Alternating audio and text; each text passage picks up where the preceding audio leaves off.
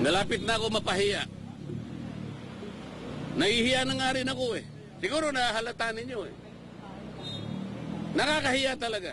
Inami-dami po ng mga ahensya na pinagkalooban ng confidential fund. Bakit po nag-iisa lang? Bakit po paikot-ikot kayo sa nag-iisang ahensya? Wala na po ba kayong pakialam doon sa iba? Anong klaseng gawain ito?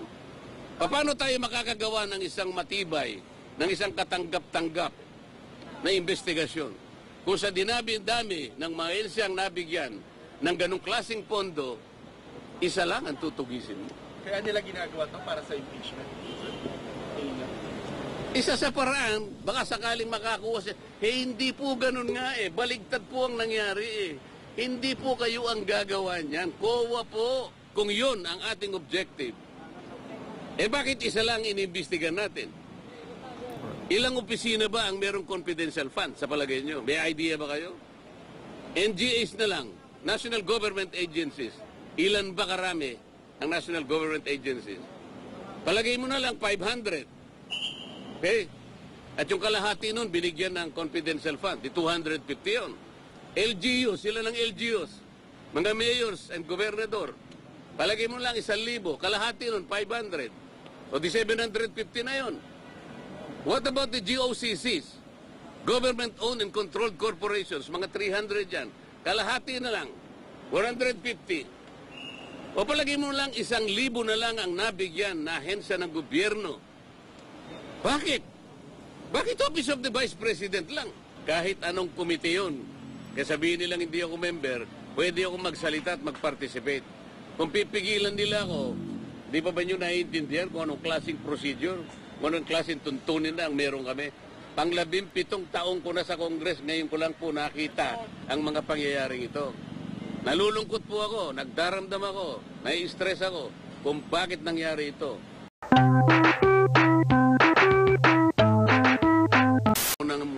Motorsik. Buti na lang mabait yung nakamotor para makarating ako dito. Barado na kasi dyan eh. O shoot. First question. So anong next move after dito? Ako? Nang hindi pa pa. Umuulan na. Baka tayo magkasakit ha.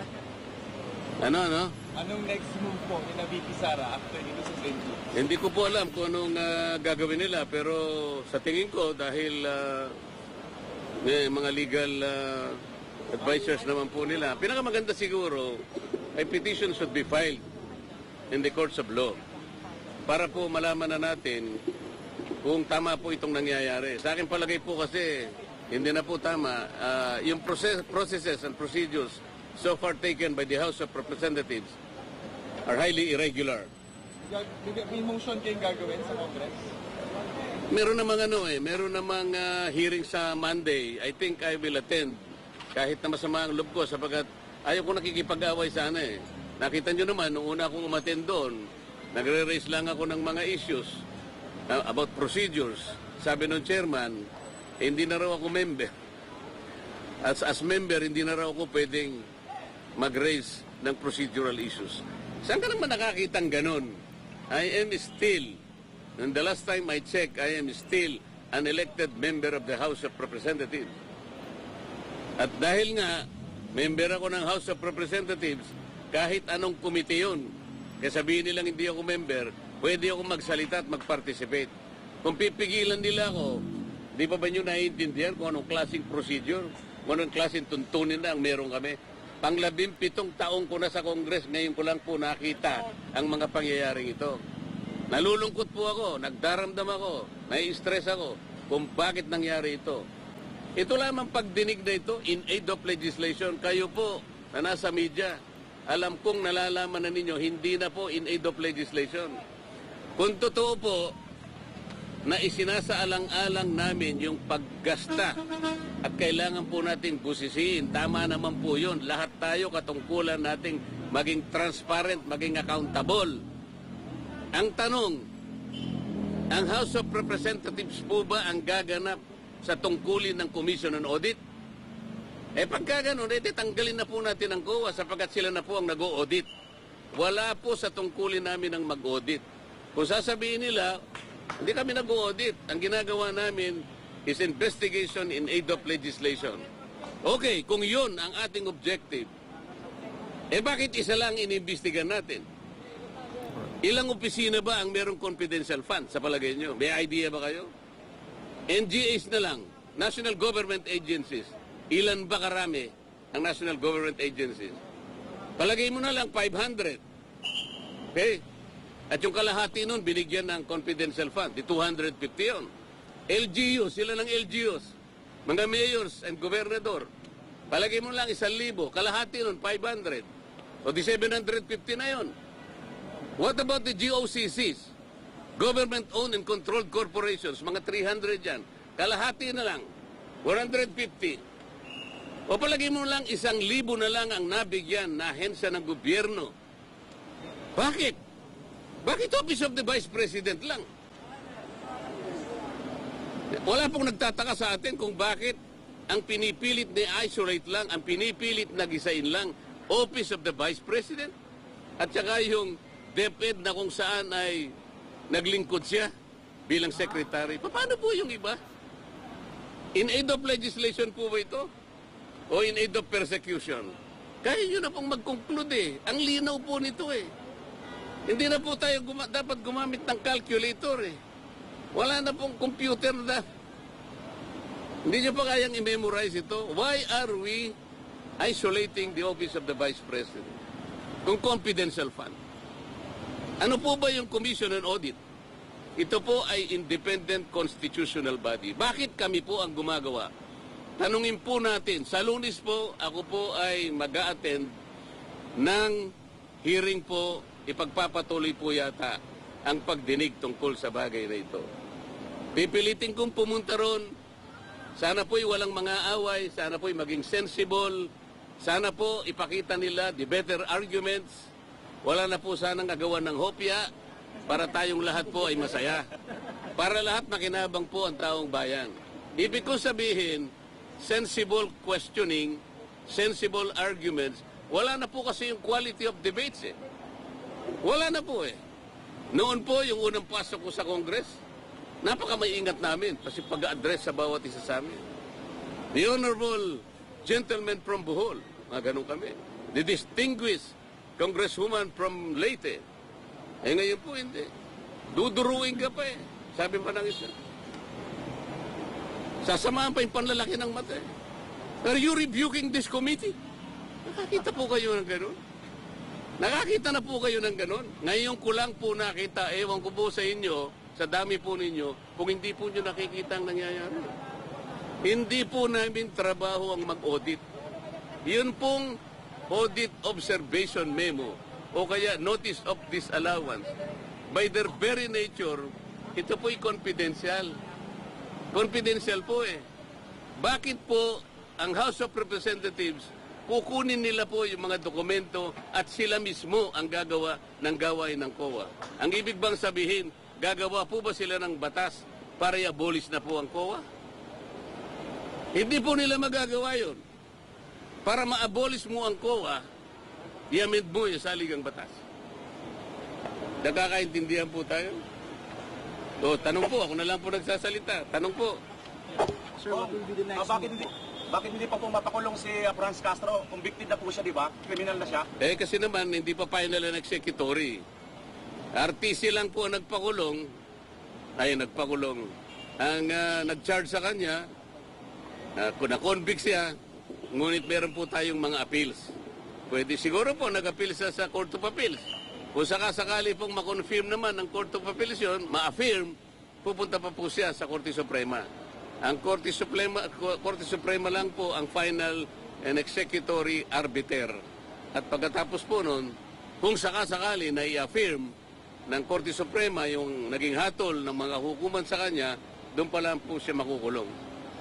Hindi ba ito insulto sa mga abogado na hindi siya abogado, convicted pa siya, siya hindi nakukulong, siya ang nagpakulong sa isang abogado? Actually, nakaka-insulto doon sa paraan na sinasabi niya, itong abogadong ipinakulong nila, ang sabi nila, obstruction of procedures.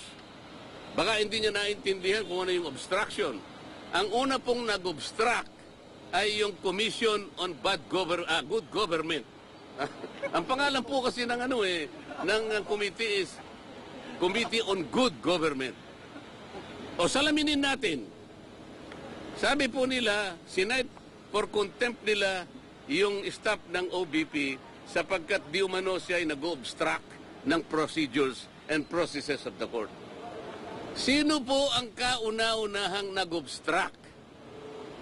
Yung Committee on Bad Government. Hindi po niya trabaho yun eh. Hindi niya dapat panghimasukan. Pabayaan mo muna ang COA na gawin niya ang kanyang trabaho. Hindi po eh. Sabi niya, oy COA, dalin mo nga rito yung ang inyong mga pinagbabatayan dyan. Siguro sa ang babagal nyo, kami na ang gagawa niyan. Ang tanong, gawain ba ng Congress ang mag-audit? Eh sabi ko nga po sa kanya, sa pamagitan ng isang programa ko kahapon, palagay ko dapat mungkahi sa kanya, mag-resign na muna siya na member ng Congress at kung sakali pong siya'y tatanggapin na COA auditor, at saka po siya mag-audit. Yun po, tatanggapin ko yun kung sakasakali na siya po ay i-hire ng COA at nakita nila na pinakamagaling mag-audit, okay na po sa akin yun. Pero wag ka muna maging congresswoman. Mag-auditor ka na lang muna para po yung gawain natin nasa mandato. Yun lang po yung gusto kong ipaliwanag sa inyong lahat. Sir, questions? Doon sa pagbisita ni VP Sara, meron po ba kayo nakita ng paglabag? Doon sa... Saan pagbisita? pagbisita ni VP Sara kay Atty. Zulaika doon sa house po. Yung pag-stay niya doon sa opisina ng kanyang kapatid. Wala akong makitang paglabag doon sapagkat kung kami nga, pwedeng matulog sa opisina namin. Ako, pwede akong matulog sa opisina ko kung sakaling alanganin na may pagkakataon kasing hindi na ako makauwi kasi masyadong sigido na yung panahon. Doon na lang muna ako sa aking opisina. Ngayon, kung halimbawa, binisita ng pangalawang Pangulo ang kanyang staff na nakakulong, alam mo, galing Pilipino yun eh. Staff niya yun eh. Kung ako parang sumakit na yung loob ko sa nangyari sapagkat itong abogado, sinasabi niya lang, nakita ko kasi yung ibang bahagi ng proceeding. Parang ang pinagtuunan nila ng pansin, yung pagsulat niya sa COA na sinasabi niya, dapat kayong magpakadalos-dalos, wag muna ninyo silang bigyan ng dokumento sapagkat hindi pa conclusive yung audit observation memo. Totoo naman yun eh. Hindi po conclusive yun. Appealable, hindi final yun. Contestable po lahat yun. Ngayon, ginagawa lang ang tungkulin niya bilang isang abogada. Yun ang pagkakaintindi niya. Maski ako gagawin ko yun eh. Bakit niyo bibigyan sila ng dokumento para sila ang umako sa gagawin namin, ginagawa pa lang namin ang tungkulin namin eh. Halimbawa po sa isang nagluluto. Nagluluto pa lang po ako eh. May nakialam na po, sabi niya gano'n. Bigay mo nga sa akin yung sandok na yan. Teka muna po paano? Bigay mo nga sa akin yung ganito. Hindi po kami ang tagaluto rito Ba't po kayo nakikialam Kami po ang nasa kusina, kami po ang tagaluto rito. Bakit po kayo nakikialam? Ngayon, sinabi ng abogada, hindi pa po luto yan Niluluto pa lang namin, tsaka niya lang po tikman. Pag naluto na, tsaka na lang po kayo gumawa ng paraan, i-criticize nyo po kami, yung pagkakaluto po hindi tama ang pagkakaluto hindi po Niluluto pa lang natin. Yung mga sahog nilalagay pa lang natin, yung mga sangkap inaayos pa lang natin. Bigla po kayong papasok at manghihimasok, hindi ka mabuting kusinero, ako mas magaling sa hindi po Hindi po gawain, ulit-ulit sinasabi ko sa inyo, kung ang pinag-uusapan in aid of legislation, nasaan po ang legislation na kanilang ginagawa? Sir, may naririnig ba kayong impeachment kay VP Sara sa House? Naririnig ko lang, pero alam ko papunta sila ron. Yan pa ang isang kabalintunaan. Yan pa yung isang hindi ko maintindihan. Naghahanap sila, nagmimina ng ebidensya. Kaya nga nila pinagpapatuloy ito. Pero ang tinatanong ko, kung talagang legitimate po ang kanilang ginagawa, kung talagang totohanan, kung talagang para sa bayan, maging accountable tayong lahat. Sa dinami-dami po ng mga ahensya na pinagkalooban ng confidential fund, bakit po nag-iisa lang? Bakit po paikot-ikot kayo sa nag-iisang ahensya? Wala na po ba kayong pakialam doon sa iba? Anong klaseng gawain ito? Paano tayo makakagawa ng isang matibay, ng isang katanggap-tanggap na investigasyon? kung sa dami ng mga ensyang nabigyan ng ganong klaseng pondo, isa lang ang tutugisin mo. Kaya nila ginagawa to para sa impeachment. Isa sa paraan, baka sakaling makakuha siya. Hindi po ganun nga eh. Baligtad po ang nangyari eh. Hindi po kayo ang gagawa niyan. COA po ang magpapatunay kung ang pagkakagasta po ay hindi tama o tama. Kayo po ay walang mandato na ganyan.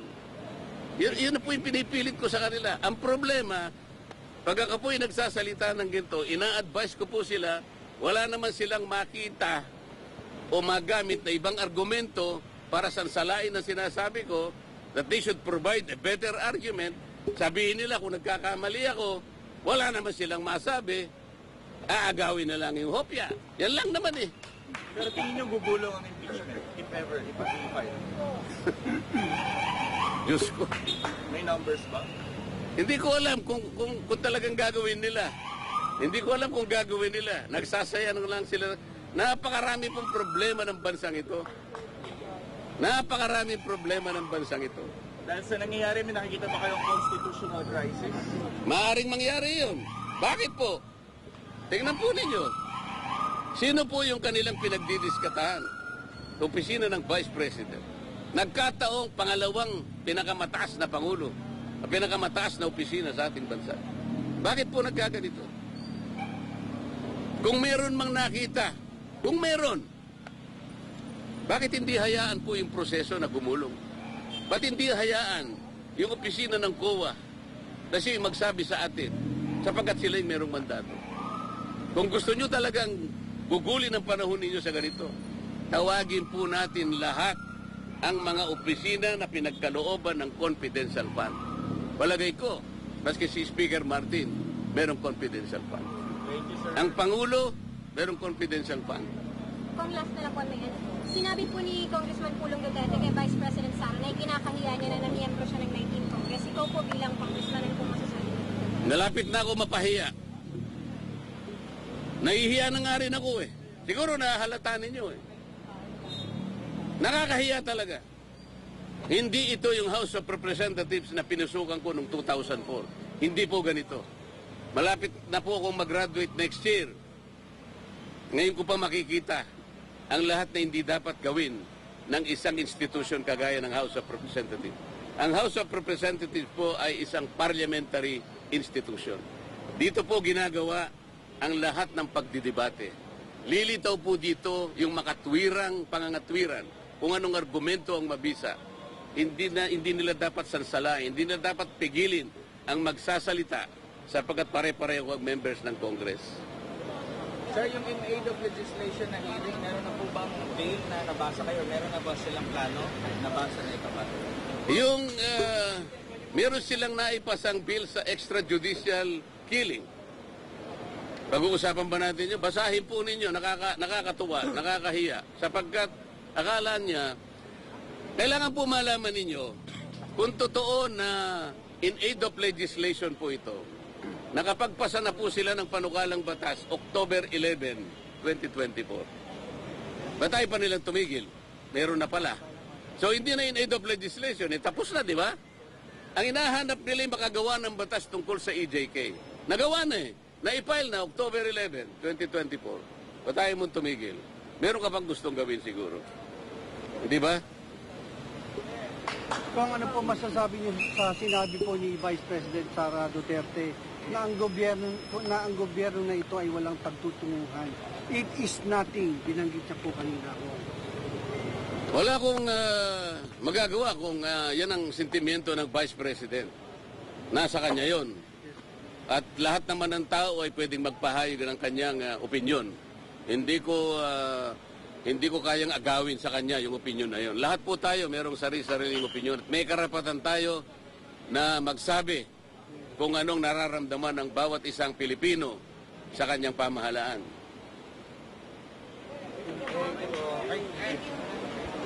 Thank you po.